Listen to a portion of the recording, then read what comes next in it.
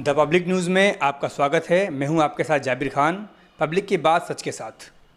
आज हम बात करेंगे डॉक्टर शहाबुद्दीन साहब से कि एसडीपीआई का यूपी इलेक्शन में क्या योगदान रहेगा, किस तरह से एसडीपीआई उसके अंदर काम करने वाली है। हमारे साथ हैं एसडीपीआई के राजस्थान प्रदेश सचिव डॉक्टर शहाबुद्दीन। डॉक्टर शहाबुद्दीन साहब, बहुत स्वागत है आपका हमारे साथ जुड़ने के लिए।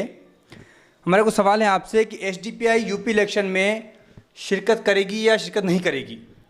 देखिए, एसडीपीआई की जो पूरे मुल्क में सियासत है वो दो किस्म की है।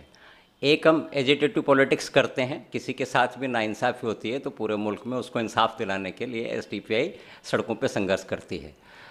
दूसरा हिस्सा होता है कि पार्टी चुनावों में जाती है। तो वैसे तो ये सारे फैसले राष्ट्रीय स्तर पर होता है, लेकिन ये तकरीबन तय है कि एसडीपीआई जो है वो उत्तर प्रदेश में भी चुनाव में जाएगी। उसका कारण ये है कि अगर आप पिछले 4-4.5 साल से योगी सरकार का कार्यकाल अगर आप देख रहे हैं तो वहाँ लगातार सरकार हर मोर्चे पे फेल हो रही है और एक तरीके से वहाँ जो है वो कानून व्यवस्था पूरी तरीके से चरमरा गई है और जंगल राज सा चल रहा है। और समाज का जो दबा कुचला तबका है उसको बाकायदा चुन चुन के टारगेट किया जा रहा है। पिछले दिनों एक दलित लड़की, हाथरस की एक दलित लड़की के साथ सामूहिक बलात्कार होता है। उसके माँ बाप को उसकी डेड बॉडी नहीं दी जाती है और रात के अंधेरे में पुलिस कस्टडी में उसको जला दिया जाता है। एक यूपी के एक पत्रकार सिद्दीक कप्पन साहब जो है वो रिपोर्टिंग के लिए जाते हैं, उन पे यूएपीए लगा दिया जाता है।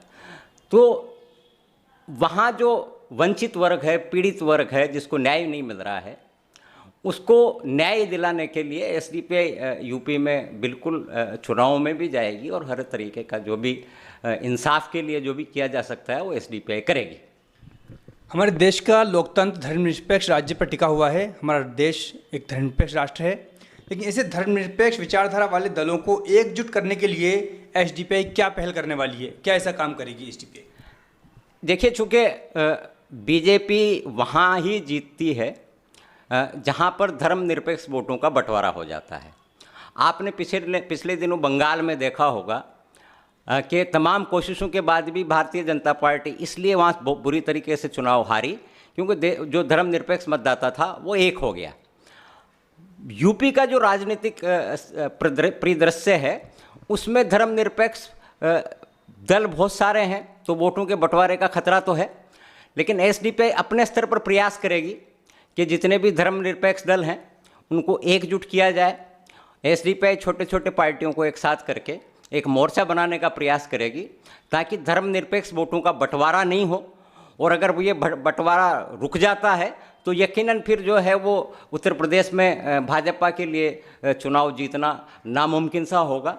तो एसडीपीआई आगे बढ़ के सारे दलों से बात करके सबको एक प्लेटफॉर्म में लाने पर का प्रयास करेगी। यूपी में योगी सरकार अचानक ध्रुवीकरण को बढ़ाने की कोशिश क्यों कर रही है? देखिए, आप अगर योगी सरकार के कार्यकाल को अगर देखेंगे तो योगी सरकार जो है वो बड़े बड़े वादों के साथ आई थी और उत्तर प्रदेश के लोगों को ऐसा सपना दिखाया गया था कि वही जो है वो यूपी को एक हिंदू राष्ट्र जैसा जो परिकल्पना है ना, राम राज्य जिसको कह लीजिए, है ना, वैसा प्रदेश बनाया जाएगा। लेकिन हुआ उसके ठीक विपरीत हुआ। 4.5 साल के कार्यकाल में योगी जी के पास गिनाने के नाम, विकास गिनाने के नाम पे कुछ भी नहीं है।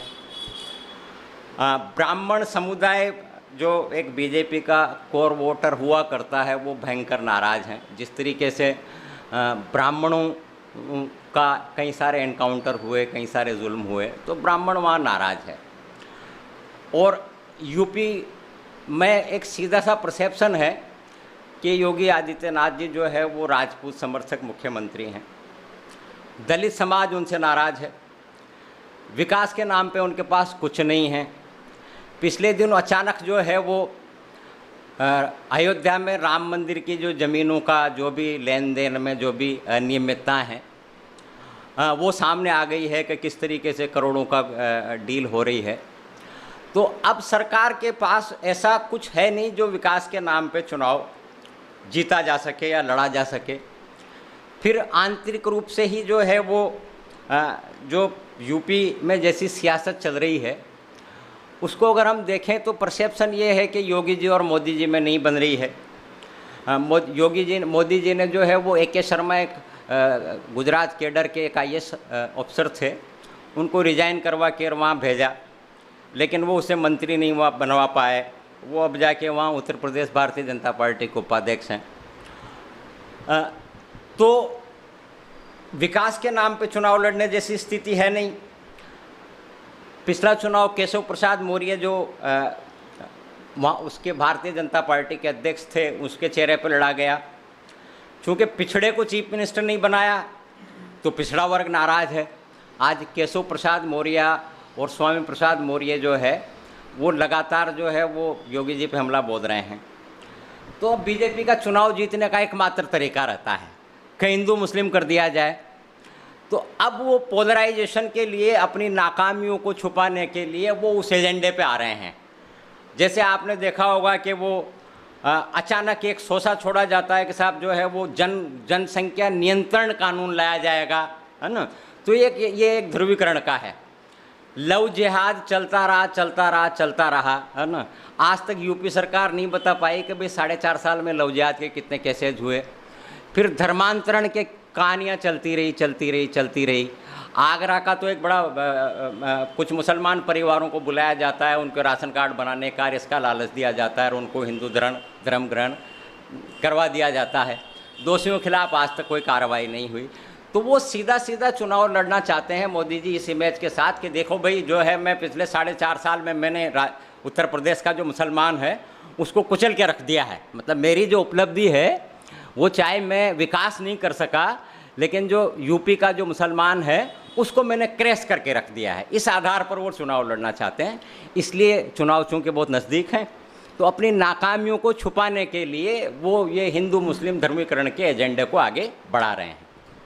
इससे ये काफ़ी हद तक सही भी है कि यूपी एक मुस्लिम बहुल्य राज्य है, उसके बावजूद भी सबसे ज़्यादा जो अत्याचार होता है वो मुस्लिमों पर यूपी के अंदर ही होता है।